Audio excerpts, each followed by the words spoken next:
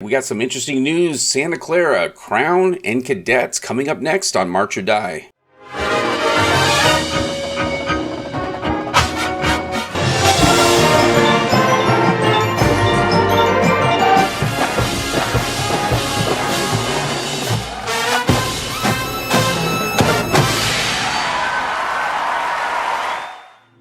Welcome to March or Die. I'm the Stress Master. Thank you guys so much for joining me. Been a lot of interesting news that's been coming out in Drum Corps, mainly the three that I mentioned, and also an announcement that I found who I was really shocked and really happy about. So let's go ahead and talk about those. So the first one is from Santa Clara. A few things from Santa Clara, actually. So let me go ahead and pull it up here. I'm going to put it up on your guys' screen.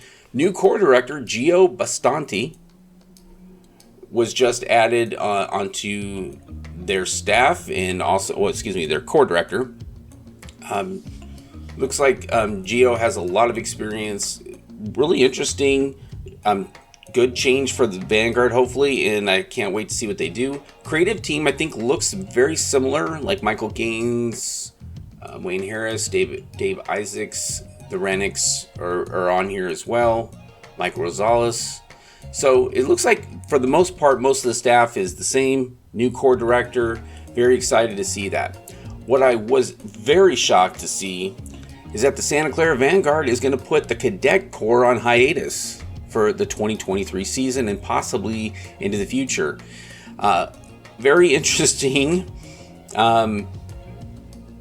I was very shocked. I mean, they just won, but I guess after reading the article, I wasn't too shocked, because a couple of the things they're talking about is the economic climate, and how expensive everything is, and when you have two drum corps that are running at a very high pace and they require a lot of staff, they have a lot of students, it's going to cost a lot of money, and then having two programs at the exact same time, that's a lot of cost to handle, especially California corps. I think a lot of people don't realize how expensive California corps are, because they have to travel the furthest pretty much of any drum corps out there, besides Blue Knights maybe.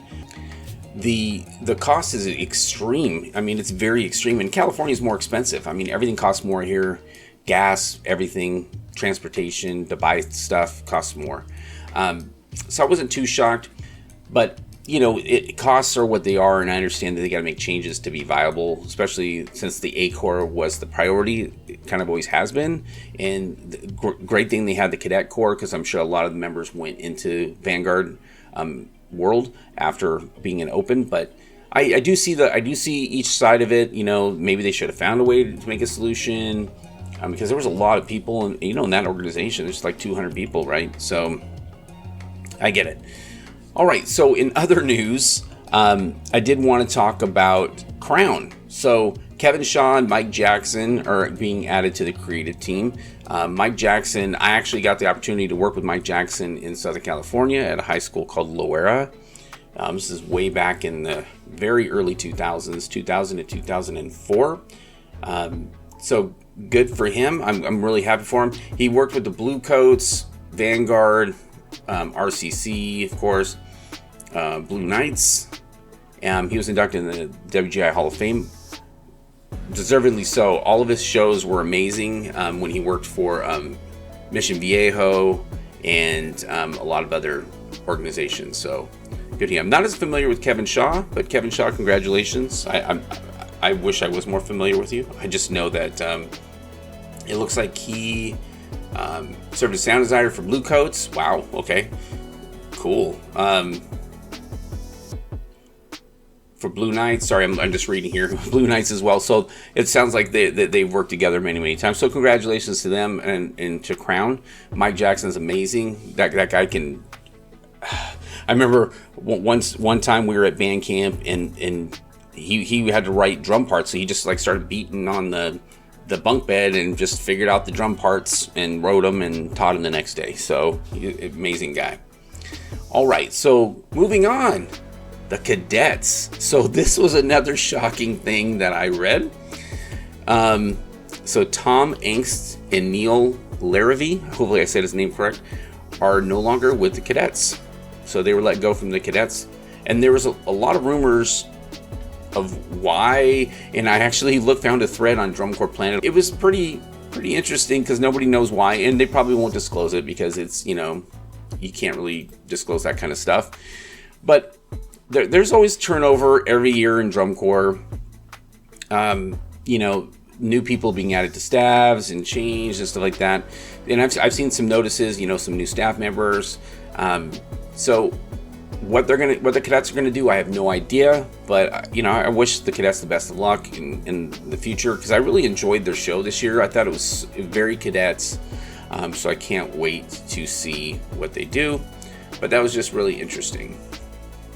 All right. The last thing I wanted to talk about was some exciting news. The Seattle Cascades are going to try to return to the field in 2023.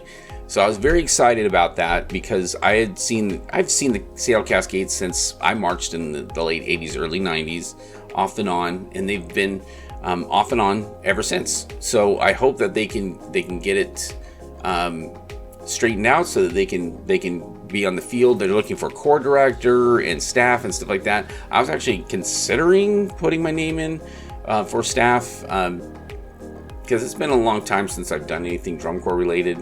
I've only worked with really small corps or a small corps in the past, and winter drumline, stuff like that, and band. But that might be interesting, but it's in Seattle, so that's going to be a little bit of a jaunt.